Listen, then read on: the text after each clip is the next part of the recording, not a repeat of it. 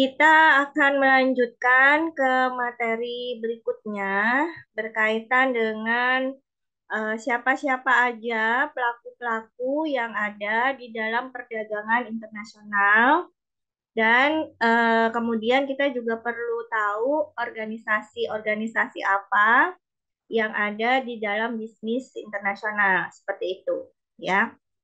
Jadi di sini ada dua hal yang kita akan bahas gitu. Sudah muncul ya di screen-nya materinya? Sudah, Bu. Sampun, Ya Bu. ya. Oke.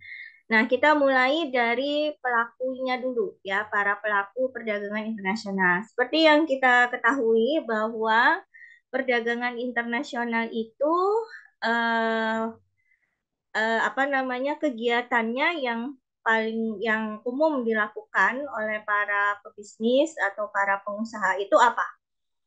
Sambil kita refresh. Ini Bu, Mbak. Apa? Ya, Pak Rahmat, apa tadi? Eh, enggak, Bu. Ini tadi kepencet soalnya. Oh Maaf. iya, apa? Kegiatannya Ya, apa enggak. yang umum dilakukan oleh para pengusaha di dalam perdagangan internasional? Gimana? Gimana, Bu? Kegiatan apa yang yang biasa dilakukan oleh para pebisnis atau pengusaha ya di dalam perdagangan internasional? Kegiatannya apa? Eh, mungkin bisa ini, Bu, apa menganalisis dulu dari segi perdagangan internasional dari negara yang mau dituju atau yang mau di Ya, jadi ini. yang mau dituju itu untuk melakukan apa maksudnya? Ya, transaksi ekspor impor mungkin. Ya, betul. Ekspor impor ya. Ya, itu. Ya. Jadi eh di dalam perdagangan internasional ya yang dilakukan aktivitasnya gitu ya. Aktivitas yang dilakukan ya ekspor impor gitu ya. Paling umum dilakukan. Selain itu ada juga melakukan yang namanya investasi. Nah, kita udah pernah bahas semua ya. Nah, sekarang kita mau lihat siapa nih pelaku-pelakunya yang ada di dalam perdagangan internasional ini. Nah, sesuai tadi yang tadi kita bahas ya, bahwa kegiatan di dalam perdagangan internasional itu ya secara umum yang dilakukan adalah ekspor impor. Nah, berarti di sini kita bisa bagi para pelaku perdagangan internasional itu menjadi kelompok-kelompok gitu ya, kelompok eksportir, nanti siapa aja, terus nanti ada yang namanya kelompok importir seperti itu ya. Nanti ada lagi kelompok yang sebagai penunjang gitu. Nah, kita lihat satu persatu. Di dalam kelompok eksportir ya, jadi bukan hanya eksportir saja gitu ya, tetap eksportir itu kan artinya eh, apa para para pelaku yang mereka melakukan ekspor barang gitu ya. Nah, tetapi siapa aja di situ yang melakukan apa pengiriman atau melakukan ekspor barang-barang tersebut ya atau bisa juga jasa. Nah, kita bisa lihat di sini gitu. Yang pertama yang pasti adalah orang-orang atau pengusaha atau perusahaan yang mereka memproduksi atau menghasilkan barang. Nah, kita sebut dengan produsen, gitu ya. Nah, produsen-produsen ini jadi yang punya pabrik, gitu ya, yang dia bisa menghasilkan apa, misalkan baju, sepatu lah, atau apa, misalkan gitu ya. Nah, itu produsen ini termasuk di dalam kelompok eksportir ya dia yang akan mengekspor barang atau memperdagangkan barang yang sudah diproduksi oleh si produsen ini gitu ya ke dalam perdagangan internasional gitu ya. Nah, lalu ada yang namanya confirming house. Ya, ini istilah-istilahnya diingat-ingat ya, nanti UTS keluar loh gitu ya. Jadi istilah-istilah ini dicatat, ingat-ingat, jangan sampai ketukar-tukar ya, kebalik-balik gitu pengertiannya. Ya, kalau produsen tadi jelas ya, produksi berarti dia yang memproduksi. ya, memproduksi barang lalu kemudian barangnya diperdagangkan gitu ya, diekspor. Nah, lalu ada namanya confirming house. Nah, confirming house ini adalah perusahaan lokal, dia bentuknya berupa perusahaan lokal ya, yang memang didirikan untuk menjadi kantor cabang dari perusahaan asing di negara tempat perusahaan asing itu menjual produknya. Gitu ya. Jadi dia seperti kayak representative office gitu atau kantor perwakilan ya, kantor cabang atau kantor perwakilan, lebih tepatnya seperti itu gitu. Jadi ada perusahaan asing di negara di mana dia menjual produknya. Nah, di situ didirikan perusahaan lokal di situ ya, yang disebut namanya dengan confirming house. Seperti itu ya. Nah, ini di kelompok eksportir. Masih di kelompok eksportir ada yang namanya pedagang, ya, trader gitu. Nah, pedagang ini berbentuk badan usaha dan diberi izin ya oleh pemerintah dalam bentuk surat pengakuan eksportir. Jadi dia punya yang namanya SPE ya, karena dia pedagang ekspor. Jadi dia harus ada izinnya. Ya, nggak bisa sembarangan kan kalau mau ekspor-ekspor barang gitu ya, pasti harus melalui prosedur ya, harus ngelewatin bea cukai nanti gitu kan, jadi ada izin-izin yang harus dipenuhin. Nah, kalau kita orang awam sebaiknya berhubungan atau bisa melalui pedagang-pedagang ekspor ini gitu, karena mereka sudah punya izin ya, sudah punya izin dari pemerintah yang namanya surat pengakuan eksportir. Karena mereka juga punya namanya APE, angka pengenal ekspor. Ya, itu berarti dia sudah terdaftar gitu loh. Ya, sudah terdaftar sebagai pedagang ekspor. Jadi aman kalau melalui pedagang ekspor ini gitu, karena sudah ada izinnya dan juga sudah punya SIM-nya istilahnya gitu ya, yang disebut dengan angka pengenal ekspor atau APE. Nah, di situ ya. Nah, pedagang ekspor ini mereka itu bekerja atas kepentingan produsen dalam negeri yang dimiliki itu ya. Jadi artinya kan tadi kan ada produsen ya. Produsen-produsen itu dia memproduksi barang. Nah, kemudian ketika barang itu mau diperdagangkan di perdagangan internasional ya, di luar negeri, maka biasanya mereka akan kontak yang namanya pedagang ekspor ini gitu ya. Jadi si pedagang ekspor ini bekerja untuk dan atas kepentingan si produsen gitu ya. Lalu ada yang namanya agen. Agen ya. Nah, di sini agen ini itu seperti kayak apa ya istilahnya tuh, broker gitulah ya. Penghubung mediator ya antara produsen dengan konsumen. Ya, itu yang disebut dengan agen ekspor ya.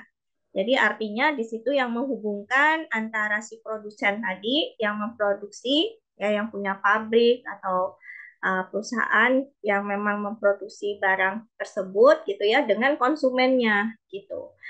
Nah, di sini pedagang siapa si agen ekspor ini, sorry ya, ini bukan pedagang ekspor. Jadi agen ekspor ini juga bisa disebut juga sebagai pedagang ekspor gitu. Oke, itu ada typo di situ ya. Nah, kemudian ada yang namanya trading house. Ya, ada yang namanya trading house. Nah, trading house ini kayak rumah dagang gitu ya, artinya. Ini juga berbentuk perusahaan yang mendapatkan status dari pemerintah gitu ya sebagai general exporters. Ya, dalam arti si perusahaan eksportir ini dia bisa mengekspor berbagai macam komoditas, ya komoditi. Jadi berbagai macam barang, berbagai macam produk gitu ya, dan mereka punya jaringan pemasaran dan juga kantor perwakilan di pusat dagang di dunia gitu. Jadi hubungannya udah jaringannya luas gitu ya. Nah, itu yang ada di dalam kelompok eksportir. Ada, bisa kita ulang lagi dari awal tadi ada apa aja di kelompok eksportir? Ayo, ada apa aja? Produsen, Produsen, oke. Lalu, nah, siapa lagi? Ada produsen, terus ada yang pertama tadi apa? host, Confirming house. confirming host ya Bu. Oke, confirming house. Lalu ada Host. Ada trader, trader, pedagang, pedagang ekspor. Nah, yang sama bisa disebut juga dia sebagai pedagang ekspor ada apa? Ada host trader. agen, Oke. ya, agen ya, agen ekspor ya. Lalu terakhir ini ya, trading house gitu. Jadi ya ingat-ingat ya, jadi ada produsen, ada confirming house, kemudian ada pedagang, ada agen, ada trading house ya. Nah, itu lima para pelaku eksportir ya di dalam perdagangan internasional. Jadi ada lima pelakunya di situ ya. Nah, sekarang siapa yang ada di dalam kelompok importir? Ya, kelompok importir berarti kelompok para pelaku yang mengimpor barang gitu ya, yang membeli istilahnya ya, membeli barang dari luar negeri. Kalau ekspor kan menjual barang ke luar negeri gitu ya. Tapi kalau impor berarti dia membeli barang dari luar negeri. Nah, siapa aja di situ? Kalau di ekspor tadi namanya produsen, ya. Kalau di sini namanya pengusaha. Jadi dia punya modal, punya uang, dia bisa beli, gitu, ya. Jadi di sini pengusaha di dalam kelompok importir ini itu biasanya juga disebut dengan import merchant. Ya, istilahnya kita harus tahu ya. Nah, mereka ini berupa badan usaha ya diberi izin oleh pemerintah dalam bentuk apa? Ada. Kalau tadi apa bentuk tanda pengenalnya? Namanya apa kalau yang diekspor tadi? Surat apa? Ayo, Izin belum ekspor. ada berapa detik loh. Hah? Apa, Pak? Nomor izin ekspor tadi ya Bu. Ya, tapi suratnya. Kalau tadi kan suratnya apa? Namanya surat SPE ya. Surat pengakuan ekspor. Ya, surat pengakuan eksportir.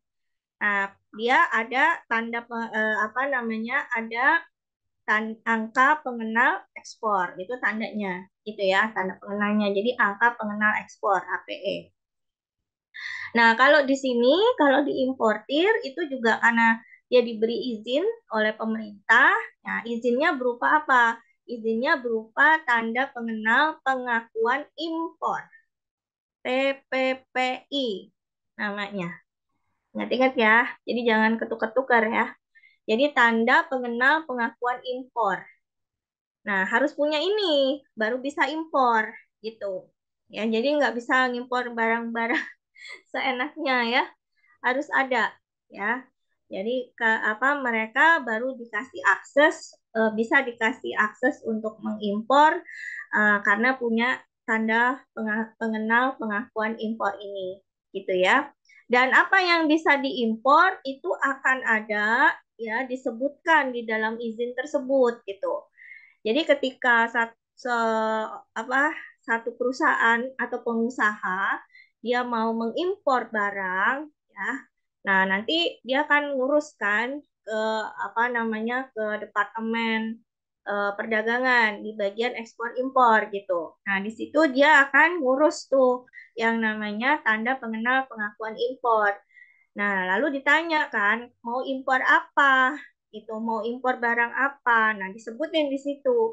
Oh, saya mau impor beras, beras basmati misalkan gitu, beras Arab namanya ya kalau di sini. Gitu kenapa? Karena saya pengusaha di bidang kuliner gitu ya.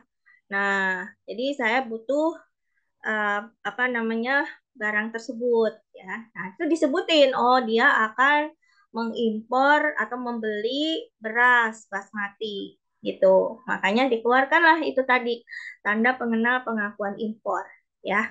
Tujuannya itu adalah untuk mengimpor barang-barang yang sifat khusus, yang bersifat khusus. Jadi memang nggak ada. Jadi memang harus diimpor gitu ya. Dan itu disebutkan di dalam izin tersebut ya. Nah, di situ juga ada catatannya tidak berlaku ya, tidak berlaku untuk barang lainnya selain yang sudah diizinkan. Jadi si pengusaha ini meskipun dia udah punya TPPI, nggak bisa sembarangan impor juga. Jadi yang diimpor itu yaitu yang hanya sebatas yang ada dicantumkan di dalam suratnya itu tadi gitu ya, di dalam izinnya tadi. Itu ya.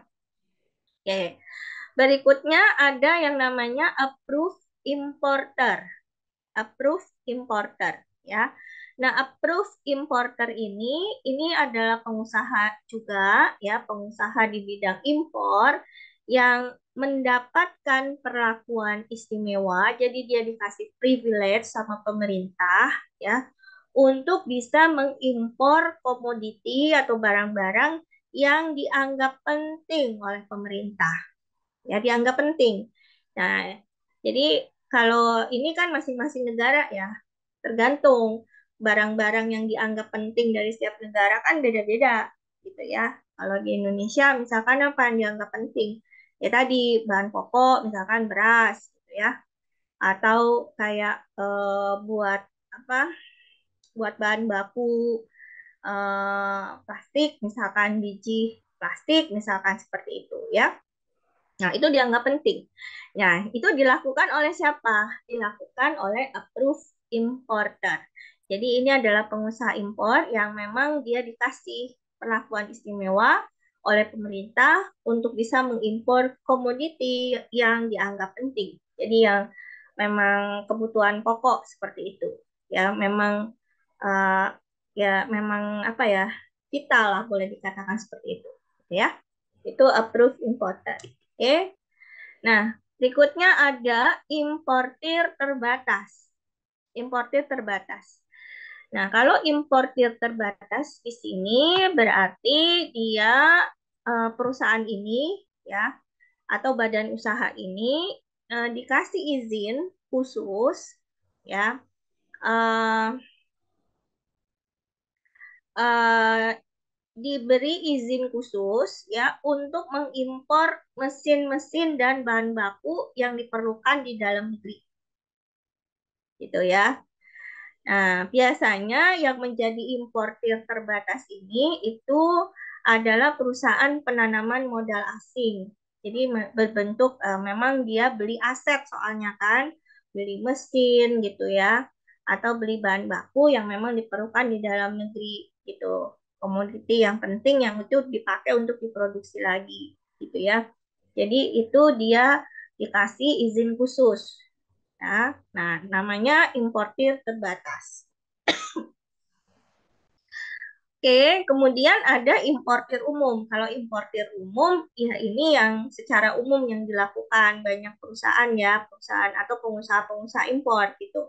Karena dia mengimpor berbagai macam barang ya yang bisa diperdagangkan nantinya. Nah, importir ini juga biasanya dalam bentuk perseroan niaga atau berbentuk yang namanya trading house tadi. Kan di kelompok eksportir tadi ada trading house ya.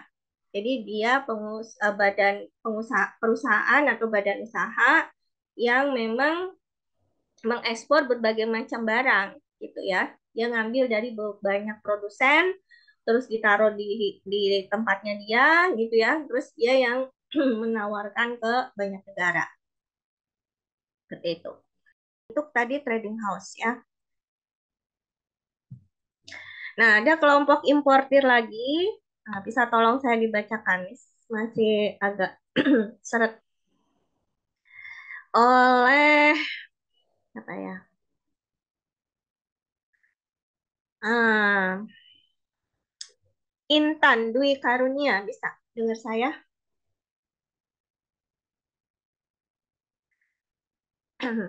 Adakah orangnya? Atau nggak ada? Dinda, Dinda ada? Ada, Bu. Oke, bisa tolong dibacakan yang ini. Baik, Bu. Ya. 2. Kelompok importir. Soleh agen importer. Soleh agen importer adalah agen tunggal yang ditunjuk oleh perusahaan asing yang memasarkan produknya di negara tujuan.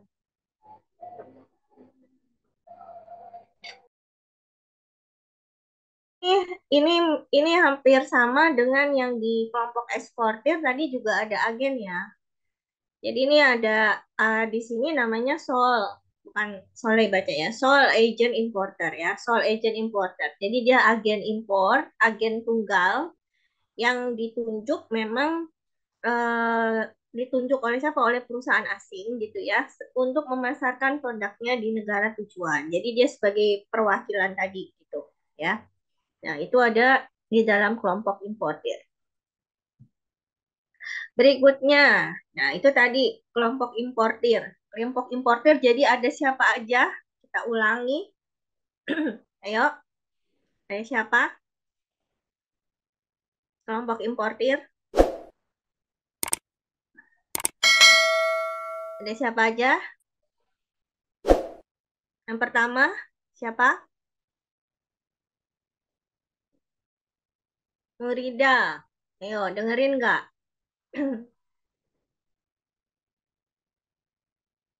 Mana ini orangnya? Julio. Ini ada namanya tapi orangnya nggak ada semua ya. Oke. Liliana. Mohon maaf, Bu, masih di tempat kerja. Ya, oke. Apa masih pada kerja ya? Iya, Bu, Julio masih ada di tempat kerja. Ya. Jadi tadi ada siapa siapa aja kelompok importir? Nah, ingat-ingat ya. Jadi ada pengusaha, ada approved importer, ada importir terbatas, ada importir umum. Yang terakhir ada sole agent importer, ya. Nah, ini dua pelaku utama di dalam perdagangan internasional, ya. Selanjutnya, siapa yang ada juga di dalam perdagangan internasional? Kalau tadi itu sebatas terkait transaksinya, ya. Nah, tetapi di dalam proses penjualan, terus proses tadi pembelian, ya, terutama terkait dengan pemasaran, penjualan barang ke luar negeri gitu. Nah, tentu dibutuhkan juga yang namanya kelompok promosi. Ya, karena kan barang-barang yang diproduksi ya oleh satu produsen di dalam satu negara, misalkan gitu ya, itu kan untuk dia bisa masuk ke perdagangan internasional kan perlu dipasarkan, perlu adanya promosi. Nah, di dalam kelompok promosi ini ya, di dalam kelompok promosi ini siapa yang ada di situ? Nah, di situ ada yang namanya kantor cabang produsen. Ya, ini berarti dia mewakili produsen. Ya, jadi kantor cabang produsen ini terletak di negara di mana produk itu dipasarkan, ya. Nah, pastinya akan melakukan kegiatan promosi terhadap barang-barang yang dijual di negara tujuannya. Ya, makanya dikatakan di situ kantor cabang produsen. Jadi dia yang menjual, ya. Lalu kantor perwakilan Kamar Dagang dan Industri di dalam dan luar negeri. Kalau di Indonesia, di Surabaya ada tuh Kadin, Kamar Dagang Industri. Itu ya Kadin ya. Mungkin ada yang pernah dengar. Nah, ini ini juga berfungsi untuk membantu pengusaha yang akan berkecimpung, akan masuk ke dalam kegiatan perdagangan internasional, di mana eh, si Kadin ini, kantor perwakilan Kamar Dagang dan Industri ini juga akan membantu untuk membuka akses perdagangan ke negara-negara yang dituju. Jadi misalkan nih ada UKM lah misalkan ya, mau mengekspor barangnya ke luar negeri. Nah, nanti dia pergi aja ke kantornya perwakilan Kamar Dagang ini atau ke kantornya Kadin gitu ya. Nah, lalu nanya-nanya di situ gitu ya. Pak, saya mau ekspor gimana ya? Mau ke mana? Oh, saya mau ekspor ke Cina, misalkan gitu ya. Apa barangnya? Ini. Nah, nanti di situ ada datanya semua. Jadi ada informasinya harus kemana, nanti harus gimana gitu ya. Terus dia juga akan membantu, si Kadin ini juga akan membantu mempromosikan gitu ya. Oke.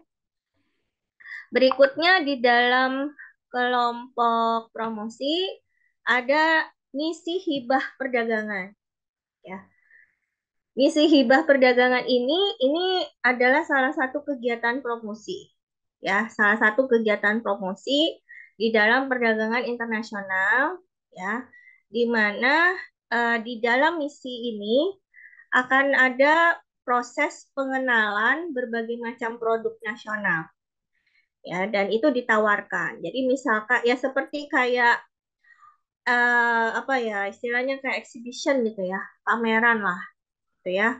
Nah, misalkan di mana bikin acara pertemuan antar negara, misalkan gitu. Nah, nanti di apa di di tempat itu ada booth-booth misalkan gitu ya. Nah, itu yang memamerkan barang-barang ininya gitu ya, barang-barang produk nasional yang bisa ditawarkan ke luar negeri gitu ya. Nah, kegiatan itu disebut dengan misi hibah perdagangan.